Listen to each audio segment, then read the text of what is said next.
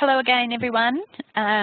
Welcome to part 2 of our recording for the Digital Technology Curriculum Year 0 to 4. We have, in the first recording, looked at statistics ideas. We're sticking briefly with the maths theme to what we're doing. However, we are also beginning to integrate the arts, in particular visual arts, into our ideas.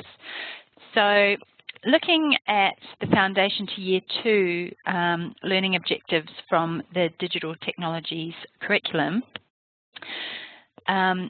recognising and exploring patterns in data, and recognising and exploring that we can represent data as pictures, symbols and diagrams. In particular, over on the right, I'm looking at those level or content descriptors rather, and ideas, and tying in with those. So to start with, there's very obviously a link with algebra. The obvious one being repeating patterns. And down here on my screen, I have got 2 shapes already, and I'm just going to add a third with my shape tool. So over to my toolbar, I'll choose a star. I think I'd like a green one, and it can have a black outline like so. And I'm just going to click and drag. There we go. There we go. So I've got 3 individual shapes here. Now there's a number of ways I can get these to be a repeating pattern. I could select one, I could duplicate it, then I could select the next one, and I could duplicate it, and then and so on. But that's a little bit long-winded. So what I have got here is, in essence, a loop of the pattern. So I want to take all of these items at once, and I'm going to group them together using the group button here in the toolbar above.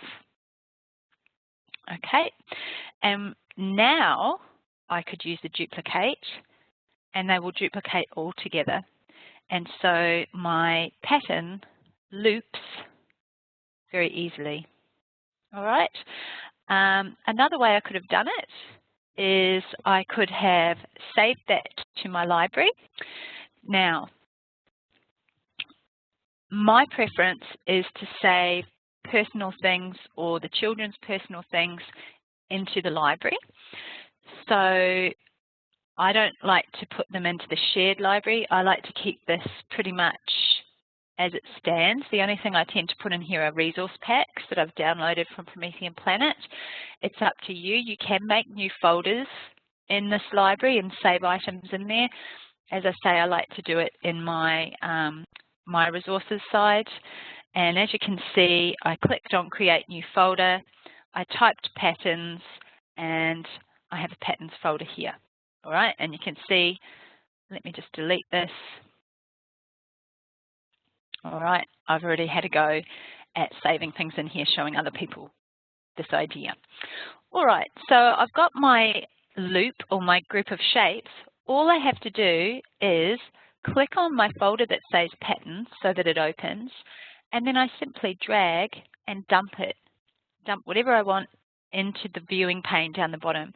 Now you'll notice my cursor's changed, yeah, and I can rename this resource. We'll call it shapes loop. All right, and then I can just drag it out of the library like so if I wanted. Or what I could do, in fact I'll delete that one too, I have a rubber stamp tool attached to my library, and that means that if I have selected or turned on the rubber stamp, whatever I've selected in my library here is going to be able to be stamped. Every time I'm clicking, it's stamping on the page. So I can make my lovely loop or my repetitive pattern as often as I like. Okay. Just turn that, sorry, to turn it off, we click on our mouse cursor over there. All right. I'm going to just go on a tiny tangent and show you that in your shared resources library, under activities and templates, under activities, under maths activities, you have got this page, amongst others, where they've set you up some Lego blocks here, and they've set drag a copy to those Lego blocks so that the students can create their own pattern ready-made for you. So it's a nice, quick, easy, I'm just trying to follow my own pattern, a quick, easy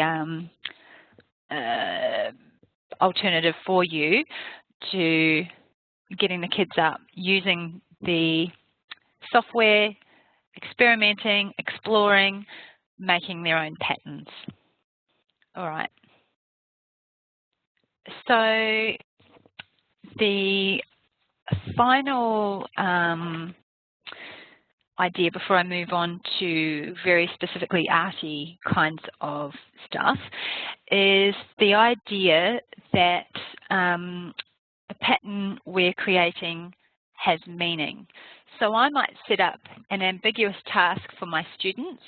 They simply have a blank page on the active board, and they can use shapes, they can use the pen tool.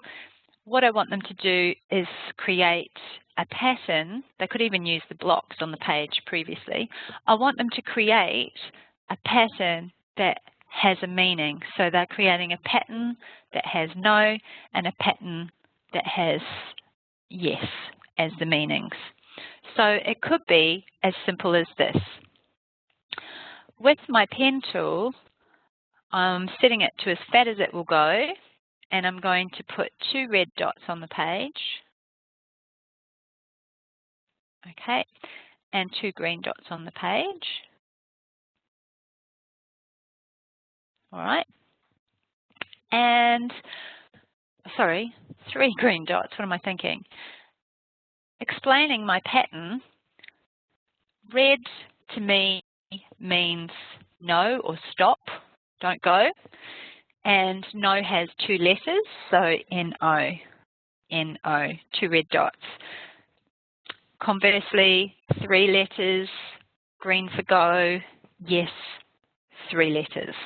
So although this is a very simplistic kind of angle I've taken, it's the essence of it that I'm trying to get across to you. It doesn't have to be really complicated.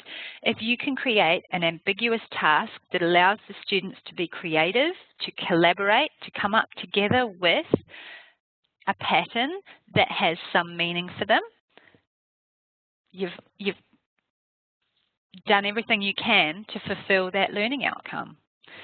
Now, along the theme of patterns having meanings, we can then move on, still using our pen tool. I will just get rid of those. Still using our pen tool, we can start having a look at symbolism. And this is where we're kind of moving into the visual arts. And just having a quick scan through the New Zealand Visual Arts Curriculum at Level 1, the kids are going to be doing things like sharing ideas about how and why their own and others' artworks are made and their purpose, value and context, explore a variety of materials and tools and discover elements and selected principles, investigate visual ideas in response to a variety of motivations, observation and imagination. Imagination being very important, I feel. Share the ideas, feelings and stories communicated by their own and others' objects and images. Looking at the Australian curriculum for Foundation to Year 2, the students will explore ideas, experiences, observations and imagination to create visual artworks and design, including considering ideas and artworks by Aboriginal and Torres Strait Islanders. Use and experiment with different materials, techniques, technologies and processes to make artworks. create and display artworks to communicate ideas to an audience, respond to visual artworks and consider where and why people make visual artworks, starting with visual artworks from Australia, including visual artworks of Aboriginal and Torres Strait Island people. So this ties in, again, you can see those New Zealand and Australian curriculums, very similar. Who did invent Pavlova?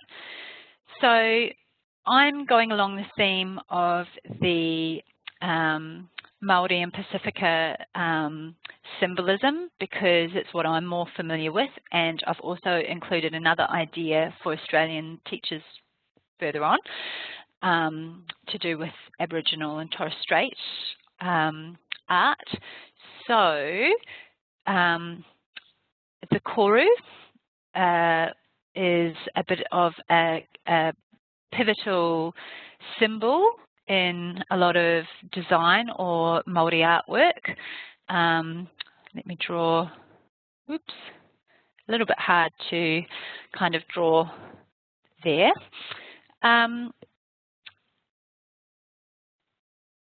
So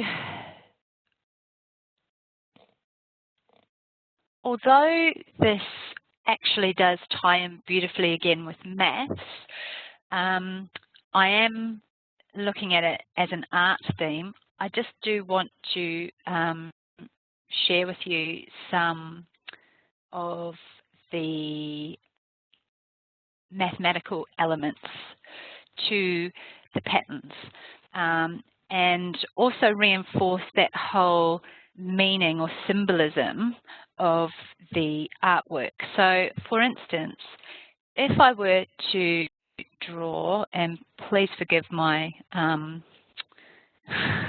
drawing with a mouse, I'm going to draw, oops, that's terrible, start again. Okay, whoop.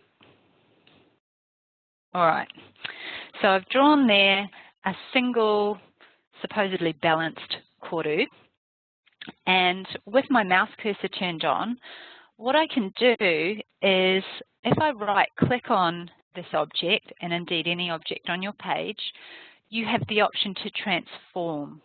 Let me just drag that up a bit so that we can see it at the bottom of the screen. So under transform, you can see I have the option to mirror or flip things. In this instance, I want to mirror in the y-axis. Now, at the moment, my single koru may represent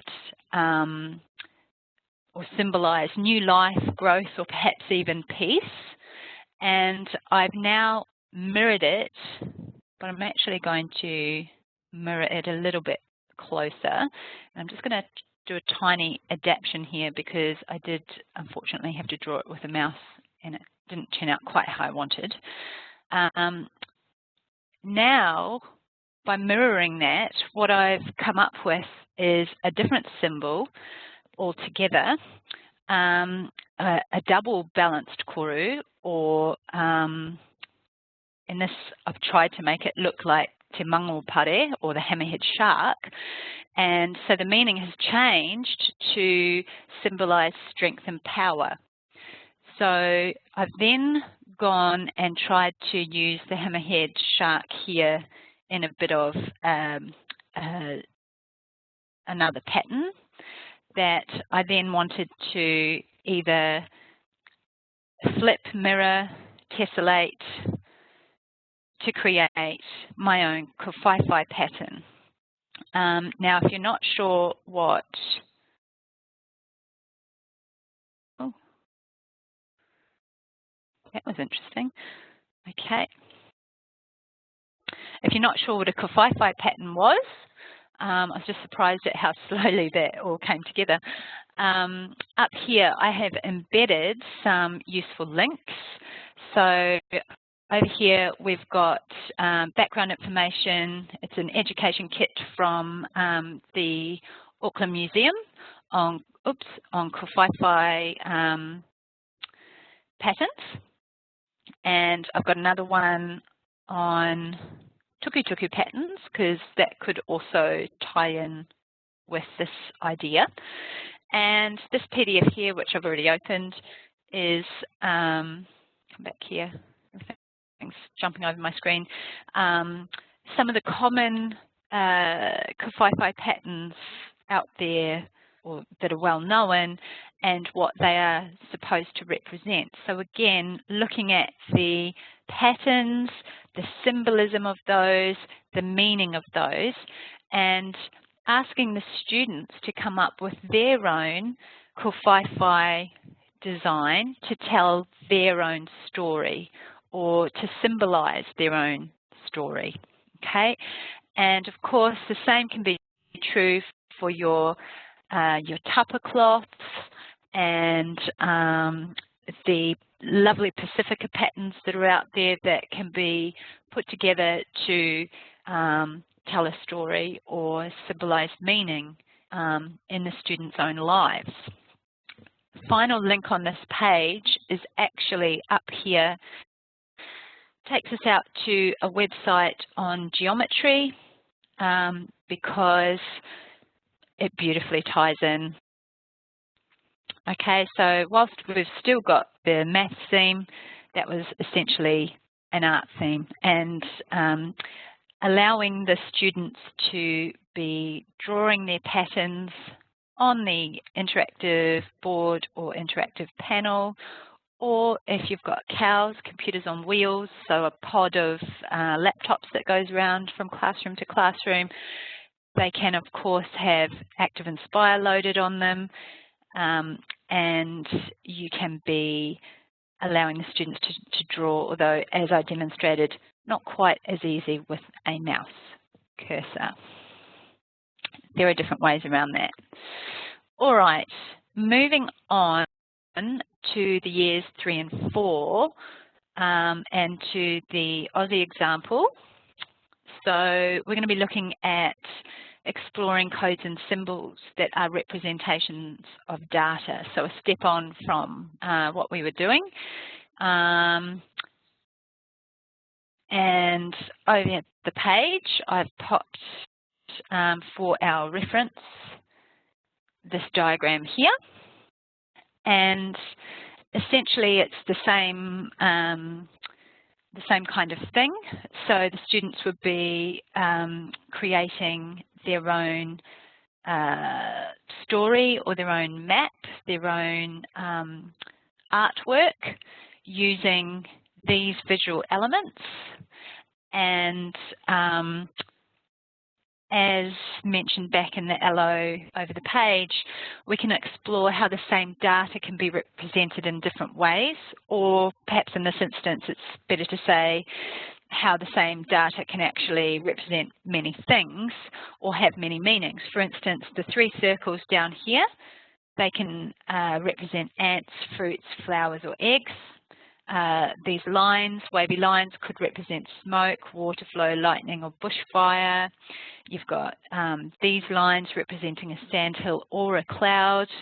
There's many examples of the different meanings that the symbols can have depending where the people drawing them came from or hail from. So the idea is that you're using your flipchart page as a digital rock face to create your own artwork or your own story or your own map using these symbols. And once again, just a reminder that the students are able to add things to the library as well. So if, for instance, they were planning to use the same symbol repeatedly, so they might be going to use, oops, that's very large, the wavy lines, and they've created their wavy lines. They can save those to the library. Great. I'll just pop it in patterns. And pull them out to use whenever they would like. To change the colour of those, they can use the paint bucket. So if they decided they were wanting them but in a different colour, oops, perhaps the colour will be the difference in meaning for them. All right, and what you can end up with is almost in essence a bit of a visual dictionary in your library, or a visual dialect, or a dialect of a visual language, I suppose is what I'm trying to say. All right, on to Morse code. So this one was quite a fun one actually. Now you can just use the pen tool to be writing on the board to create the Morse code pattern. I probably wouldn't have this taking up so much space on the board for the students. That would probably either be on a piece of paper for them to reference, or perhaps on a previous page. And they're using the pen tool to create their own message. If, like me, you like to pay particular attention to making sure everything is just exactly right, you can of course right-click on your page and add a grid using your grid designer like I have. So you just tick visible, use plus or minus to make your squares bigger or smaller, and down here you can change the colour of your squares should you wish to. Ooh. Okay. I've put a word on the page there for you. If you're clever enough to figure it out, it is the word bat. I did want to write the word bar because it's probably where we'd all rather be right now, but T was a lot shorter to write than R, so that's why we got bat. I also used the pen modifier to make my lines exactly straight here. Again, absolutely don't have to, but if you like straight lines, this is how you would turn on your pen modifier. You have to select your pen, or you could do it with your highlighter. Then you go into your other tools store and choose pen modifier, and you choose which way you'd like your pen to draw, in this instance horizontal lines. And it doesn't matter, you can see where I'm dragging my pen on the page, it will only draw a straight line. Okay. And obviously I made my pen quite fat to achieve those lines. An extension of this could be that you're using your sound recorder. So the children could be recording dash and dots for other students to listen to. So you're adding in a different element. It's not just a visual, it's also an audio code. And that's about all I've got to say about that page. And now, without further ado, we're going on to the writing part, which is the part I'm most excited about. All right, so the green highlighter on the right things I'll mainly cover off in the following examples, but the orange is also something happening as an incidental.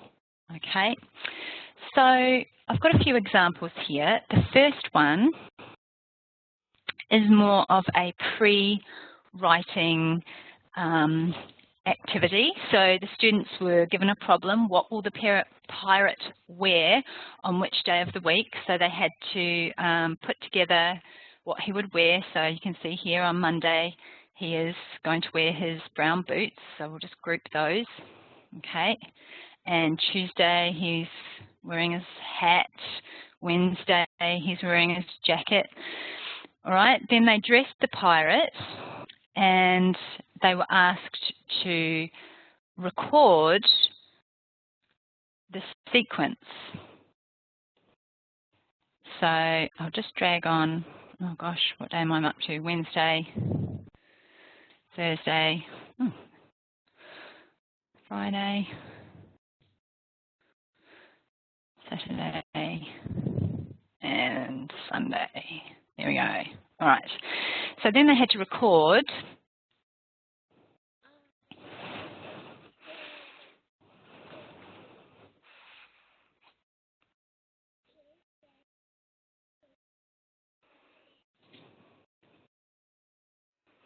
and and so on.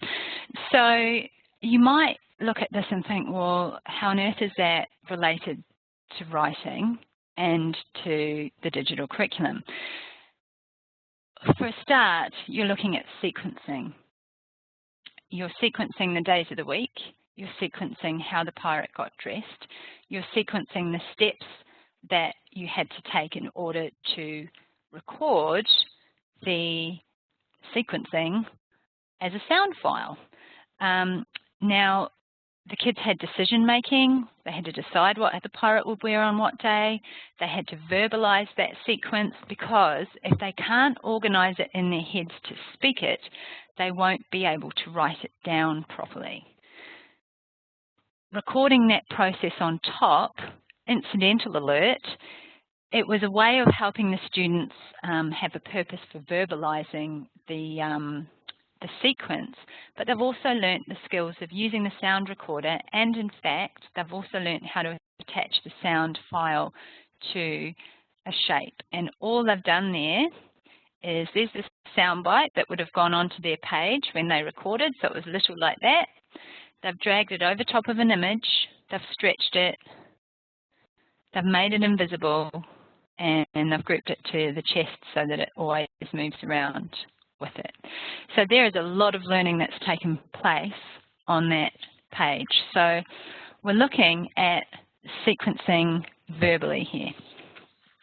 The next obvious step was a sequencing or instructional explanation text.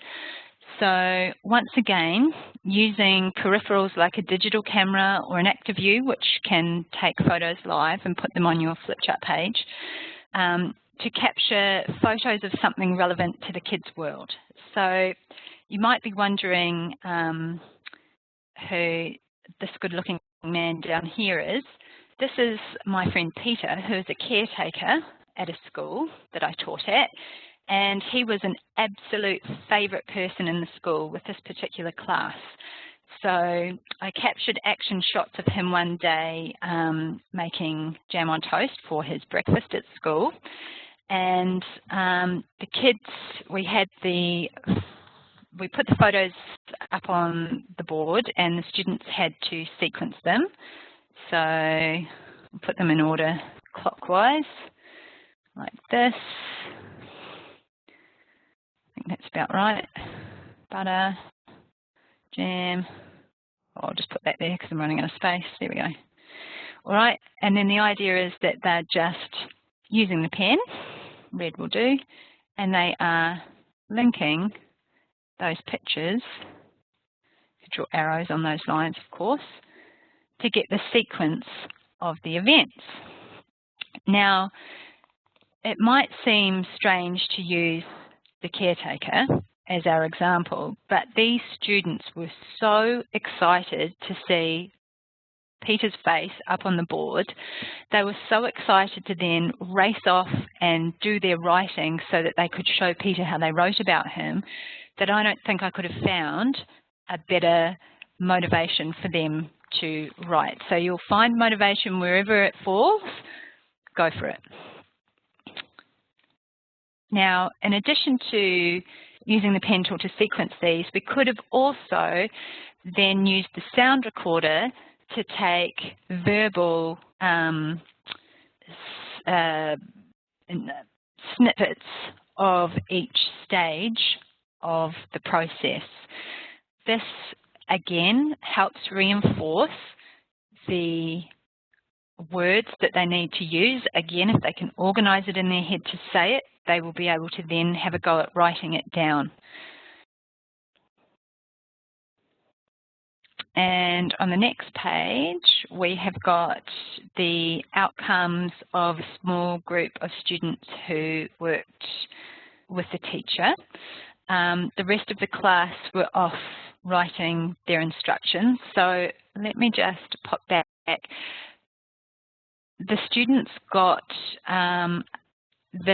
this page with the pictures all muddled up. That was sent off to the photocopier. So the students who were going to be working independently at their tables had the images.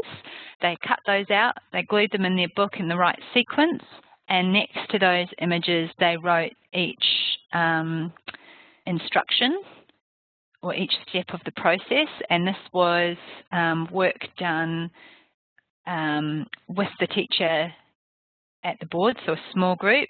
We did have images on this page as well. We had less images just to make it a little bit simpler for us. And the reason the images are no longer there and the reason they're all out of order is because we purposefully typed each instruction in a different text box so that they moved around differently. And at the end of our session, we muddled up our instructions, and the rest of the class had to come and put that story put the instructions into the correct sequence at the end. So that was like a plenary.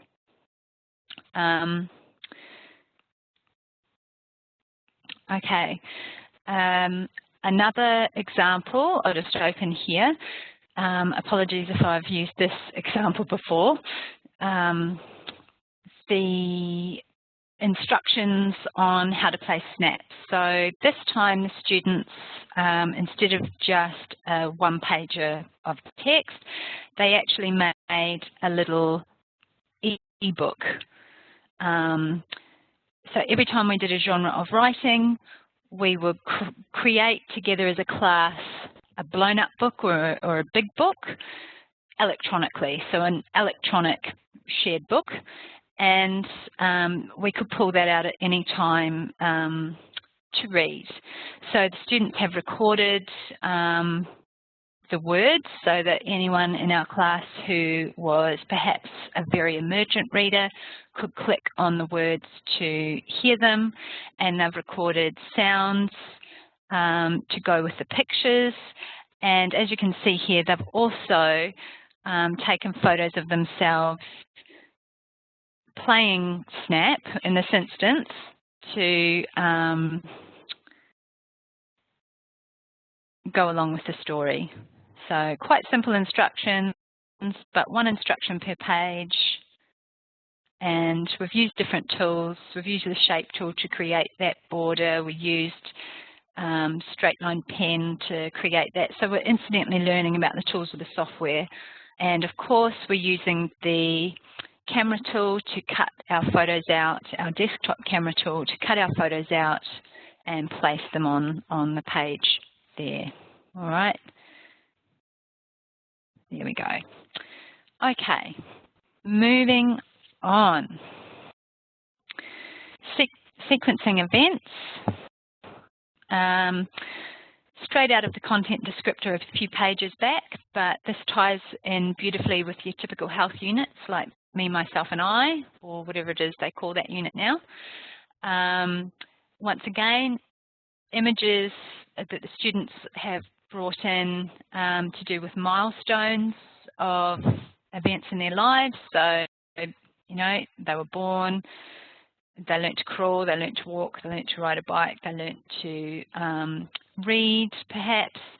And at the bottom of the page, I've just popped on some text there with time connectors or sequences, if you prefer, to help sequence the images. All right, so first I was born, after that I learnt to crawl, then I learnt to walk, later I learnt to ride a bike, finally, you know, whatever they choose. And of course, we've got our wonderful sound recorder here in the tools store, and we can ask the students to verbally record their sequence of events. Once again, getting them to do that puts everything in order in their head. Getting it in order in their head, able to verbalize it, they're more than likely going to be able to write that down, or at least have a jolly good go at writing that down. Okay, so moving on to higher up the levels, years 3 and 4. And my next examples I've sort of gone a little bit outside the box on my interpretation of these content descriptors because they are just examples. The green highlighter here shows where I've absolutely conformed to exactly what is written in the example I'm sharing, or examples I'm sharing, whereas the orange highlighter is vaguely what I've based everything on. I've just taken a little bit of poetic license because it is written language after all. Now, I think the ideas fit in really well, but it's perhaps not exactly what you might have thought of when you were originally looking at the content descriptors here in the digital technologies curriculum. But see what you think. All right. So really, this is where we're starting to look into the more technical side of the digital technologies curriculum, the more structured use of software. Pretty much we're now dabbling in the coding realm.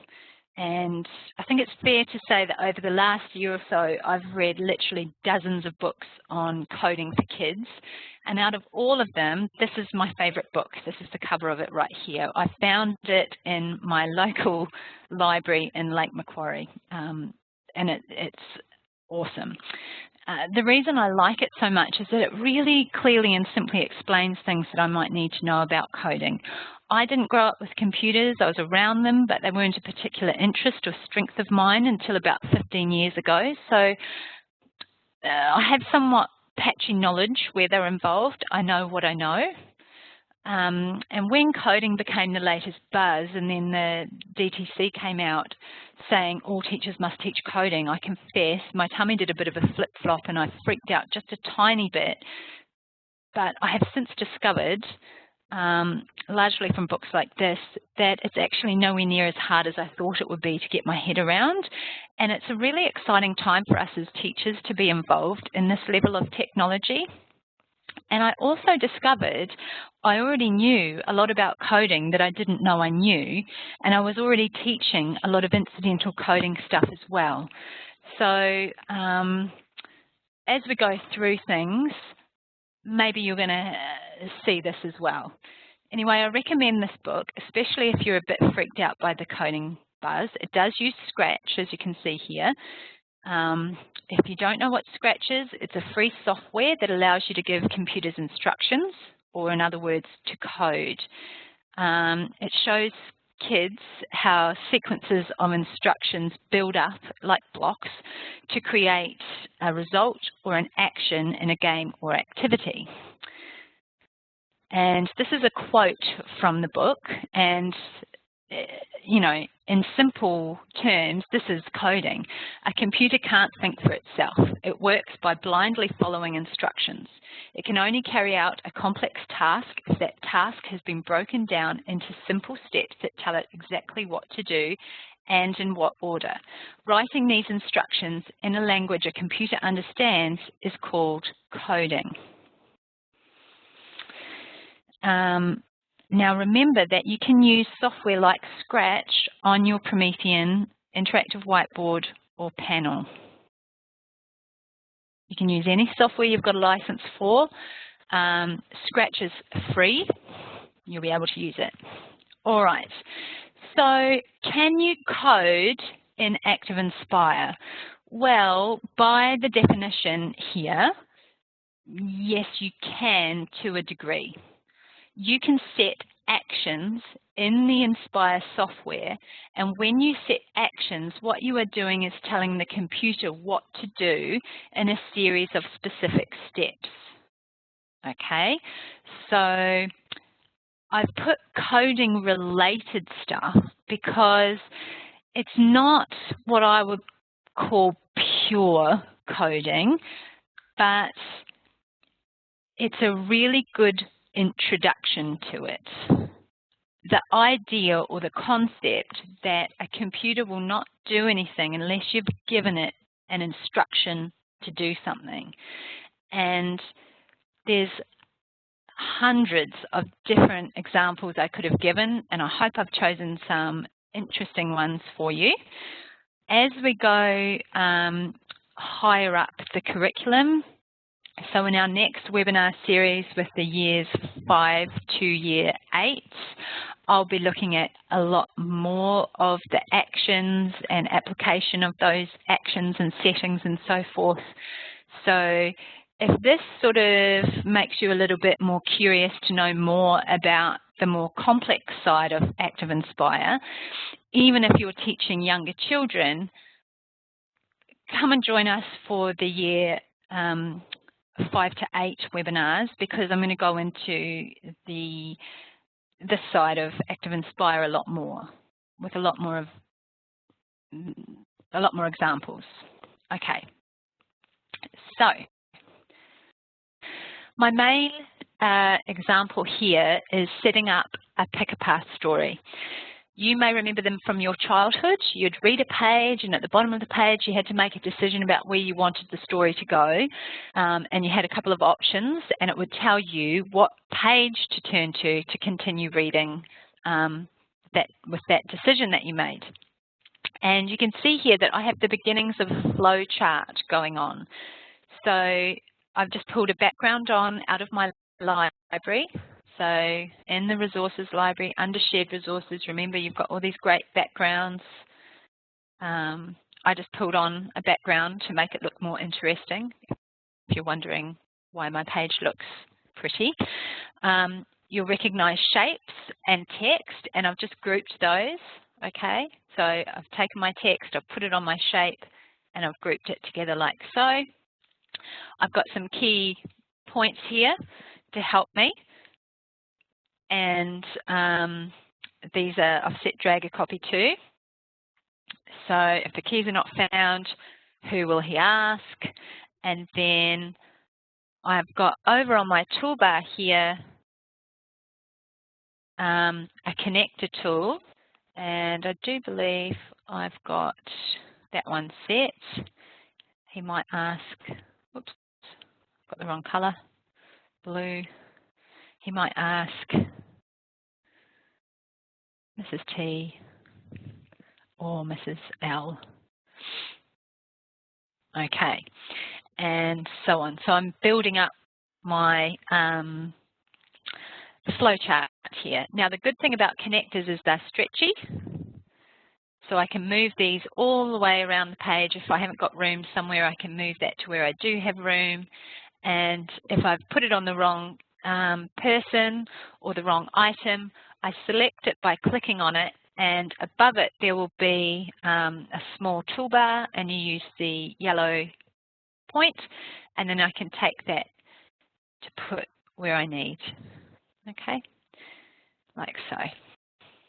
All right, so this is, if we're looking back at the objectives here, this is my flow chart rather than a storyboard, because with a pick-a-path book there are many different alternative outcomes. I thought I would rather have a flow chart to represent my plan than a storyboard. So this page was really just about showing you how you've got text, shape and connectors to create your own flow chart. Now this one might be a step beyond what you've got time for. Just be aware, connectors connect to anything. So here's some writing I've put on the page, and I can connect a connector to that writing, okay? And then I can move that anywhere. So this could be all handwritten, yeah? Right, now my pick-a-path story is a book. I've chosen a story that my students created. Now, I've just taken an old narrative I had. It was written by Year 1 and Year 2 kids, but that's probably easier for us today, as it has less text and less plot to sift through. So as you can see, I could just turn the page and go through the story as the students initially wrote it, from start to finish, okay? The gist of it is our principal had lost his keys. And these are all the people he asked to help him find it. Okay, so hence on my plan here, who's he going to ask? Were the keys found? No. Always it's going to be Mrs. L who finds them. She was the office lady, and obviously she was the one who was going to know, because office ladies always are. But all I've done to change the story here is add in the question at the bottom of the page, like it used to be in our Pick a Path books. Who will Mr. Sayer ask next? Will it be Miss H or will it be Mrs. T, for instance? And if we click on these, it will take us directly to the page with that person. So for instance, I'm actually on this page here, as you can see in my page browser, and if I were to click on Mrs. L, it would now, oh, I haven't set it to that one, I've only set it to Mrs. T. It would now take us to this page. Okay, now we're going to set, yes, these ones are not set. I'm going to show you how you will set the action to turn to a set page. Now the only trick is you need to know what page you want to turn to. And I do believe the kids are page 3 and Miss H is page 4. So I click on my button that I've made here, and again you can see it's grouped. I've just taken a simple shape, the text that says the kids, group them together. I select that on the page so that it's got those bubbles around it. Then I go to the spinning top icon in my browser. Remember, if your browser's missing, it's Control B or Command B to bring it back, or View, Browser. Okay, so I click on my button, I go to the spinning top, and these are all of the different actions you have available to you to set in the ActivInspire software. So you can see there's a lot of stuff you can do. Have a play in here. I recommend just having a go. You'll probably figure it out. Nothing's too complicated. Everything is in alphabetical order in this list. You've got a drop-down menu here where you can sort through just different types of actions. So because I'm talking about turning to different pages, that's a page action, and I'm going to cut our list down so we don't have to scroll through. And as you can see there, I've got quite a lot of different options available to me. I want to choose select another page. And this is where I need to know the number. So the kids are page 3. This is the most important button, and one that probably the first time you do this you might forget. I still do it sometimes, I still forget. Apply changes. All right, so now when I hover over that button, I've got a play symbol.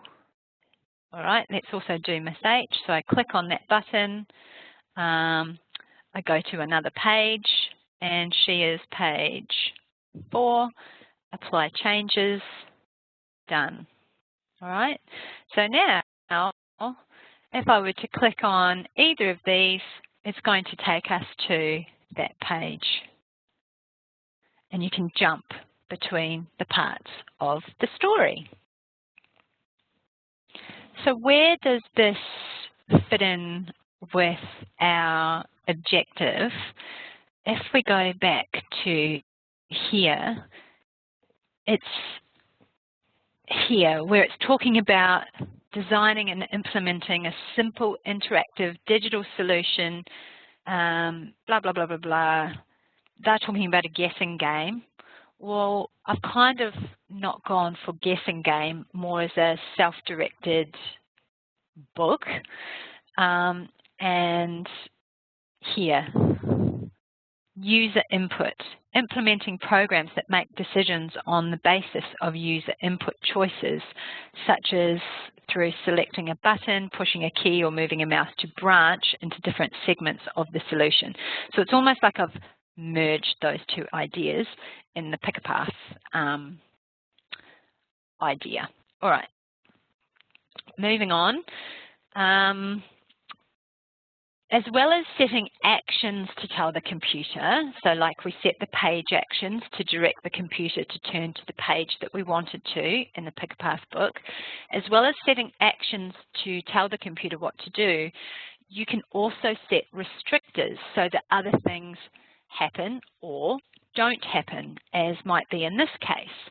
So we can restrict movement, the movement of an object, to only move in a certain way.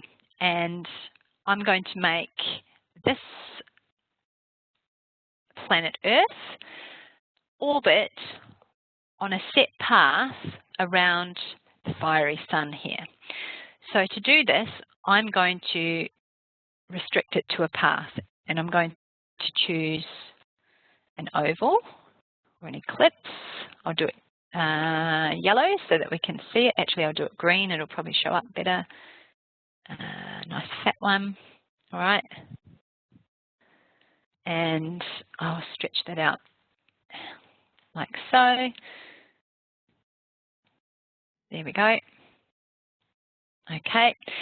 And just like the containers, what I've got to make sure of is that my object is sitting on top of that path, where my writing for my little sticky note in recording 1, my post-it note, my writing had to be on top of the post-it note. My earth has to be on top of this hoop. So I'm just going to reorder and bring my earth to the top layer so that it sits on top there. Then I'm going to click on my earth so that it's selected here.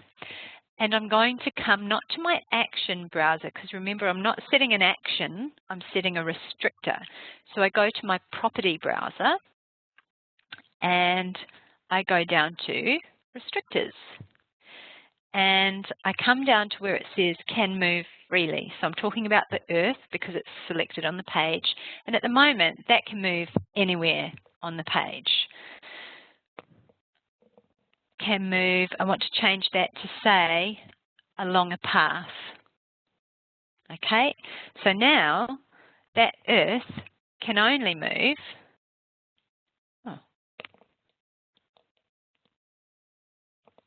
what's happening?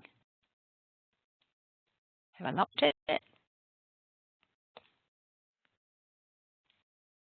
Beg your pardon, I haven't quite finished my steps. I've selected can move along a path. I've then got to define in the bottom underneath what that pathway is. So it can only move along this path. So I select my path on the page and I say, okay, apologies, it's been a very long afternoon for me. All right, so now, no matter where I'm trying to move that, it's only going to move along that hoop.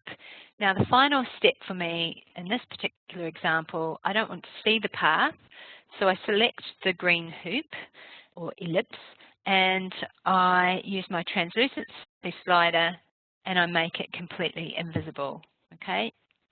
And now it appears that the Earth is orbiting the Sun. Very good. All right. Now this is my final example for today, and I haven't specifically related it to any particular subject area, as I'm more interested in showing you guys more of the cool functionality of the Inspire software here. I think you'll find that once you show the kids some of these actions or restrictors, they will naturally try applying them in their own flip chart creations in all subjects. Even your young kids will pick it up and run with it. I had 5- and 6-year-olds using move along a path for characters in a story they were constructing. We'd done it in science in a similar example to this, and they had transferred that skill when they were working independently at the board, creating a fairy tale. They transferred the skill to make sure that Red Riding Hood stayed on the path through the woods there was a pathway in the background that they'd chosen, and they set her to follow a particular path through the woods, which is pretty cool when you think about it. So some other restrictors which are super easy and quite useful. Number one, moving horizontally or vertically. So you can, you saw before we restricted the movement of the Earth to only moving along a path. Well, we can also restrict the movement of something so that it only moves either horizontally, or in this case, I want it to move vertically. So I've just put my flag up against the flagpole there, and I'm going to now set the restrictor. I've selected it on my page, so we're doing the Kiwi flag here. I will set the restrictor so that it can't move freely, it can only move vertically. Okay, and now, no matter where I try to move it, it will only go up or down. Now, as you can see, it will go up or down the whole of the page. Oh, I've dropped it there. Sorry, flag. And I don't want that to happen. So something else you can do is you can set things to block. So I'm going to come and grab a shape, and I'm going to make it sit here.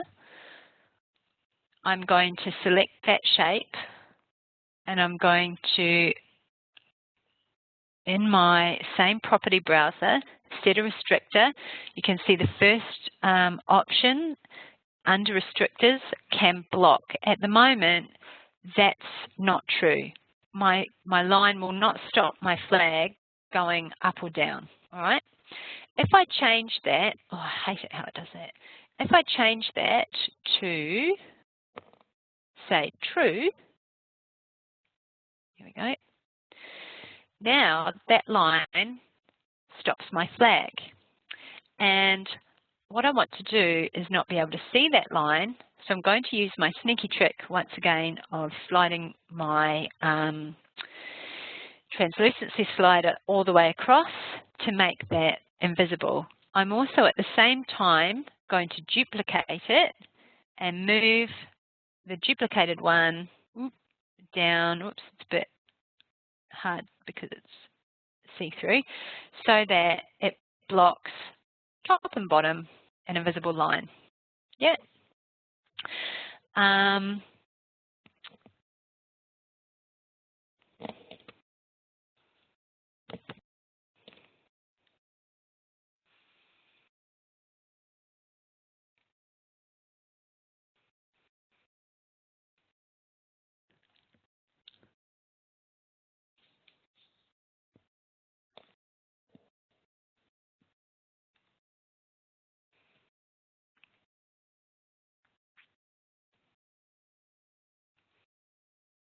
So there we go. By going back into my properties, sorry, by going back into my action browser and adding that negative in front of the 30, I have fixed a little problem I had, and my flag is now going up the flagpole in increments of 30 pixels until it reaches my invisible blocker.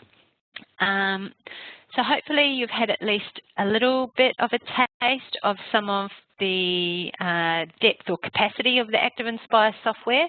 I could run an entire day course just on actions and restrictors, I think. There's a lot of very cool things you could do.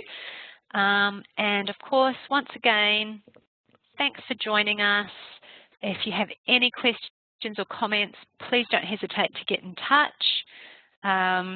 Our contact details are there on the screen, and if you're interested in knowing more about the actions and restrictors, do join us for the next session, because even though we're going up the school, so years 5 to 8, I'll be using examples that are all transferable. So the stuff we've done today, if you think about it, you could make it harder curriculum-wise, but using the same skills that we've looked at today. It's simply that the examples that I've chosen to use have focused on the younger years in this particular webinar. So well done if you've made it through both recordings. As I said, I had intended that this was going to be a snappy half hour for all examples, and I really didn't have a hope. So see you next time. Hopefully I'll cull it down a little bit for us. Ka kite, everyone.